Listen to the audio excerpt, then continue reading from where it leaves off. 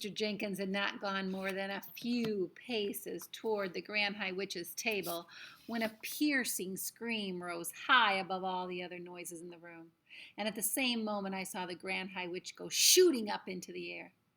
Now she was standing on her chair, still screaming. Now she was on the tabletop, waving her arms. What on earth's happening, Grandmama? Wait, my grandmother said. Keep quiet and watch. Suddenly, all the other witches, more than 80 of them, were beginning to scream and jump up out of their seats as though spikes were being stuck into their bottoms. Some were standing on chairs, some were up on the tables, and all of them were wiggling about and waving their arms in the most extraordinary manner. And then all at once they became quiet. Then they stiffened. Every single witch stood there as stiff and silent as a corpse, and the whole room became deathly still. They're shrinking, Grandmama, I said. They're shrinking just like I did. I know they are, my grandmother said. It's the mouse maker. Look, some of them are growing fur on their faces. Why is it working so quickly, Grandmama? I'll tell you why, my grandmother said, because all of them have had massive overdoses just like you. It's thrown the alarm clock right out of whack. Everyone in the dining room was standing up now to get a better view. People were moving closer. They were getting in the crowd around the two long tables. So here they are, and it's starting to work. That long table of the RSPCC. My grandmother lifted Bruno and me up so we wouldn't miss any of the fun, and in her excitement, she jumped up onto her chair so that we could see above the heads over the crowd. In another few seconds, all the witches had completely disappeared, and the tops of the two long tables were swarming with small brown mice. All over the dining room, women were screaming, and strong men were turning white in the face and shouting, "It's crazy! This can't happen! Let's get the heck out of here quick!" Waiters were attacking the mice with chairs and wine bottles and anything else that came to hand. I saw a chef in a tall white hat rushing out from the kitchen brandishing a frying pan, and another one just behind him wielding a carving knife above his head, and everyone was yelling, "Mice, mice, mice! We must get rid of the mice!" Only the children in the room were really enjoying it. They all seemed to know instinctively that something good was going on right there in front of them. And they were clapping and cheering, and they were laughing like mad. So they started like that, turning into the mice. And then they ended up like that. They ended up like that. It's time to go, my grandmother said. Our work is done. She got down off her chair and picked up her handbag and slung it over her arm. She had me in her right hand and Bruno in her left. "Bruno," she said, "the time has come to restore you to the famous bosom of your family." "Ooh, my mom's not very crazy about mice," Bruno said. "So I noticed," my grandmother said. "She'll just have to get used to you, won't she?" It was not difficult to find Mr. and Mrs. Jenkins, because you could hear Mrs. Jenkins' shrill voice all over the room. "Herbert!" It was screaming. "Herbert, get me out of here! There's mice everywhere. They'll go up my skirts." She had her arms high up around her husband, and from where I could see, she seemed to be swinging from his neck. My grandmother advanced upon them and thrust Bruno into Mr. Jenkins' hand. "Here's your little boy," she said. "He needs to go on a diet." "Hi, Dad," Bruno says. "Hi, Mom." Mrs. Jenkins screamed even louder. My grandmother, with me in her hand, turned and marched out of the room. She went straight across the hotel lobby and out through the front entrance into the open air. And outside it was a lovely, warm evening, and I could hear the waves breaking on the beach just across the road from the hotel. "Is there a taxi here?" my grandmother said to the tall doorman in the green uniform. "Certainly, madam," he said, and he put two fingers into his mouth and blew a long, shrill whistle. I watched him with envy. For weeks I'd been trying to whistle just like that, but I hadn't succeeded once. Now, I never would. He's never going to be able to whistle like that again. The taxi came. The driver was an oldish man with a thick, black, drooping mustache.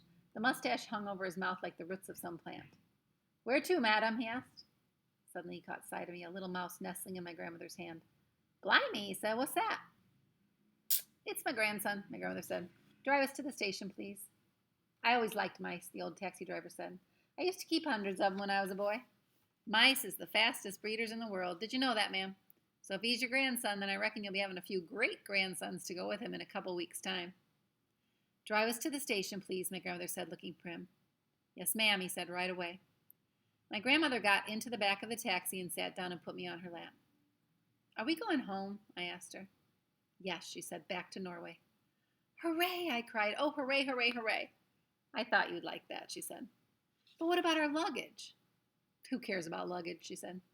The taxi was driving through the streets of Bournemouth, and this was the time of day when the pavement was crowded with holiday makers all wandering around aimlessly with nothing to do. How are you feeling, my darling? My grandmother said. Fine, I said, quite marvelous. She began stroking the fur on the back of my neck with one finger. We have accomplished great feats today, she said. It's been terrific, I said. Absolutely terrific. Who do you think that is? Any guesses? Probably the Grand High Witch. She's gone.